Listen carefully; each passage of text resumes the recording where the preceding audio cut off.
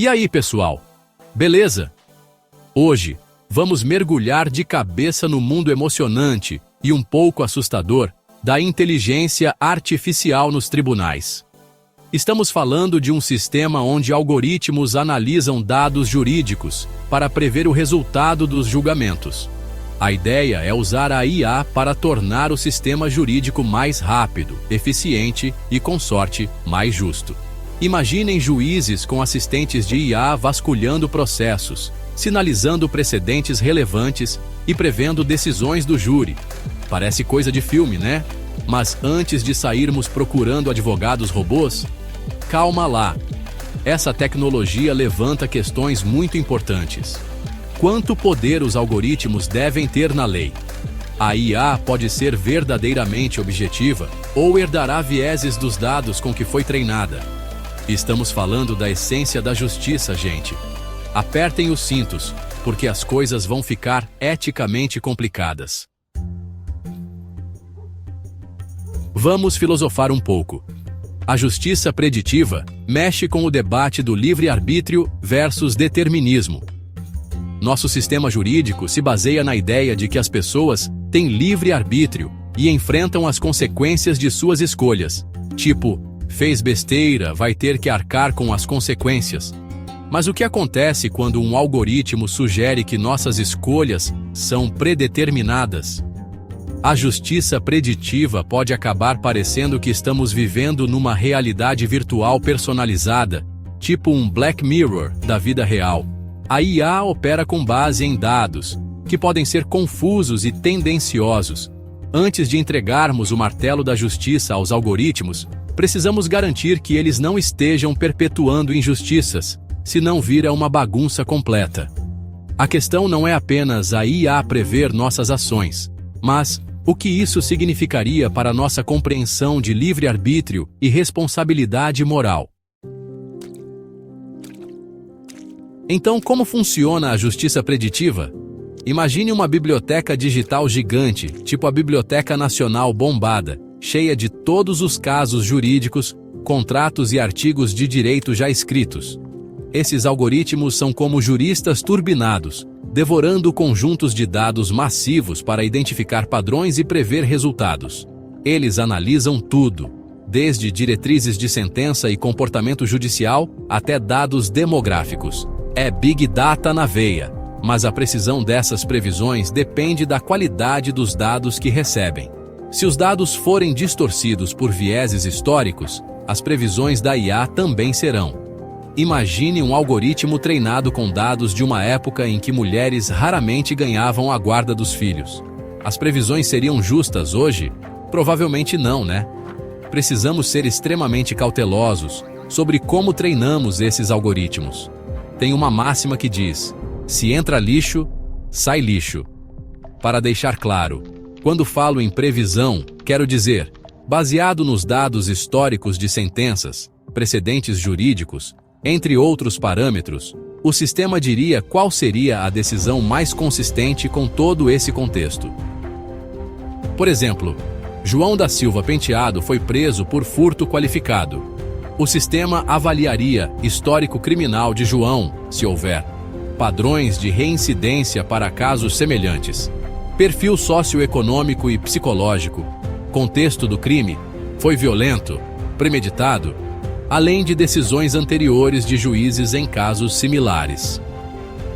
A partir disso, a IA geraria um relatório com o percentual de reincidência em casos semelhantes, percentual de decisões favoráveis e contra, possíveis penas, entre outros. O juiz usaria esse relatório como embasamento para a sua decisão final. Na mente da máquina. No fundo, os algoritmos de IA dependem de aprendizado de máquina e redes neurais. É coisa complexa, mas vamos tentar simplificar. O aprendizado de máquina envolve alimentar a IA com dados, identificar padrões, fazer previsões e receber feedback para melhorar. É como ensinar um cachorro novos truques, só que bem mais complicado que isso. As redes neurais, inspiradas no cérebro humano, são particularmente boas em reconhecer padrões em dados não estruturados, como textos e imagens. Enquanto uma parte do algoritmo pode analisar precedentes legais, outra pode avaliar depoimentos de testemunhas ou vasculhar as redes sociais em busca de informações. Aos poucos, IA está sendo integrada ao nosso sistema legal, e isso é emocionante e apavorante ao mesmo tempo. Obstáculos no caminho da justiça. Antes de coroarmos a IA como a nova juíza, júri e algoz, vamos falar sobre os quebra-molas no caminho da justiça preditiva. Primeiro, a resistência da comunidade jurídica.